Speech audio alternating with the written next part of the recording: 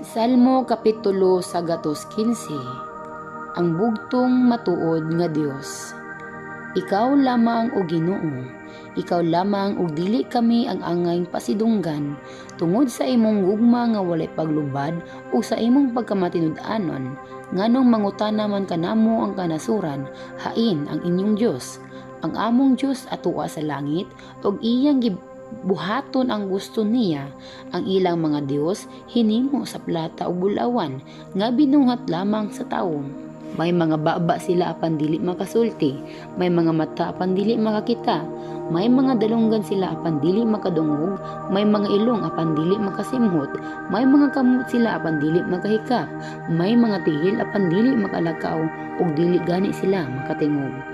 Ang nagbuhat sa mga Diyos ug ang mga Diyos managsama, ug mahusab ang misalig sa mga Diyos. Katauhan sa Israel, salig sa Ginoo. Nagtabang siya og nanalipod kaninyo, salig sa Ginoo. Kamong mga pari sa Dios, siya ang nagtabang og nanalipod kaninyo. Kamong nagtahod og may kahadlok sa Ginoo, salig kamo kaniya. Siya ang nagtabang og nanalipod kaninyo. Ang Ginoo na hinumdum gayud kanato, og iya kitang panalanginan. Panalanginan niya ang katawan sa Israel ug ang tanan mga pari sa Dios.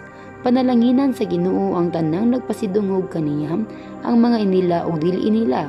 Pasanayon unta kamo sa Ginoo, kamo ug ang inyong mga kaliwat. Panalanginan unta kamo sa Ginoo nga maoy nagbuhat sa langit ug sa yuta.